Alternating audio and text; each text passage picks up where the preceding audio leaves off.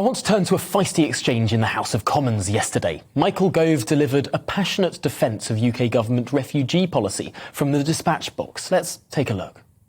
Look, this country has taken in people from Syria, from Afghanistan. We're taking people from Ukraine. It is an uncapped scheme. We're going to disagree politically and all the rest of it, but I'm just had it up to here with people trying to suggest that this country is not generous. And all this stuff about hostile environment, the hostile environment was invented under a Labour Home Secretary. So can we just chuck it when it comes to the partisan nonsense and get on with delivery? A passionate performance there from Michael Gove, but does his rhetoric match the reality? And how will new homes for Ukrainians, that new policy, will it meet the moment?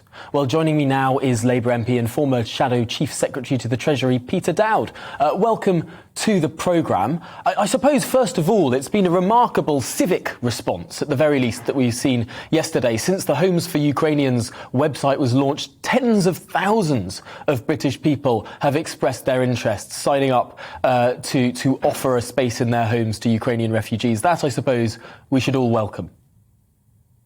I think we do, and I think the British people are, in a sense, ahead of the government in this regard. And Michael Gove there, I think, was more passion than substance. I think he protested too much, so to speak.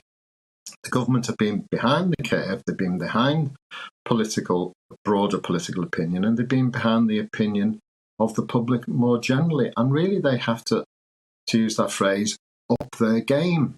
And it seems to me that in saying to local government and the non-governmental organisations, the charities, etc., help us out by all means, but they've also got to have the tools to do that. There also has to be the process in place for those organisations to help, and that isn't quite there. And even saying to local authorities, oh, well, it's £10,500 per person, local authorities continue to be under huge financial pressure with services. So just offering money is not enough. You've got to have the government there backing organisations up, having a system in place which is easy for Ukrainian refugees to use. Now, can I just finish on this point? You still have this 50-page application. It's still a visa. It's still a visa system. You have to apply online. In God's name, where are these people going to be able to get their passports to prove their nationality? How are they going to get to online? These are in the most dreadful circumstances. And I think the government really do have to step up. That's interesting because, of course, it's not just the government who are proposing a visa scheme, but your party, the Labour Party, as well, supporting a visa scheme, although they describe it as an emergency visa scheme. It's still paperwork required. In your view, do both parties have it wrong here? Well, I think what we've got to do is to make it as simple as possible for those people in the most dreadful circumstances to get access to this country. Now, no one's pretending that we're the Poles who have an actual border and the rest of the Eastern European countries who actually have a border with the Ukraine. We're not pretending that, but we do have to have a system where we take our fair share of these Ukrainian refugees. So, for example, the European Union has a system basically where you can come in. The procedures are being simplified. You can get status. You can get a residence there. You can get access to healthcare, social care, healthcare. They've made it as simple as they possibly can, and that's really what we've got to do as a country. And I think that's what lots of people, and many people in this country, want. I suppose you could argue that that's exactly what the visa programme delivers, although it might be complicated to get there. Once you have that visa, it's a 3-year visa. It offers unlimited access to the NHS, to education. You're allowed to live, work, settle, and it's uncapped. It seems that the fact of that visa is quite generous. The process to get that visa may be a little complicated, but I wonder if the way that we're going about this, unlike in previous waves of refugee crises, having British people offer their homes, having that be the first point of call, rather than lumbering local authorities with expensive hotel bills and the like, getting the British people involved at the first point of call in this way, perhaps this is setting out a new way in which we can go about refugee policy that actually has greater public consent.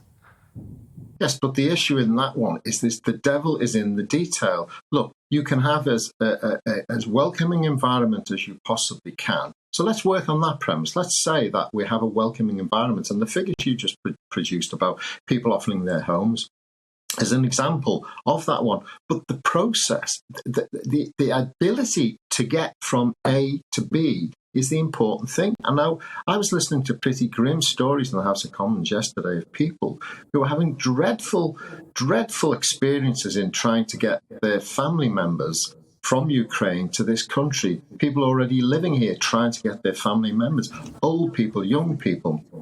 People waiting in queues, offices closing down for lunch hours so they can't actually get access to the office itself. I mean, it was awful, those experiences. And just have a look at the both debates in the House of Commons yesterday on this particular matter, and it would make your hair curl. It was just awful. So we've got to get the process right. We've got to get the mechanisms right. That's the key thing to this, because if we are welcoming them, we can be as welcoming as we want. But if we haven't got those processes in place, it counts for not as much as it should. I wonder what your view here is, that this policy proposal came from the Housing Department rather than the Home Office, that this is competence now of Michael Gove, whereas previously it was expected, well, up until the end of last week really, that this would be a competence of Priti Patel and the Home Office. What do you make of that distinction there, that move of competence? Well, I think that speaks volumes, because I think the position and the attitude that Priti Patel has taken throughout this has been dreadful.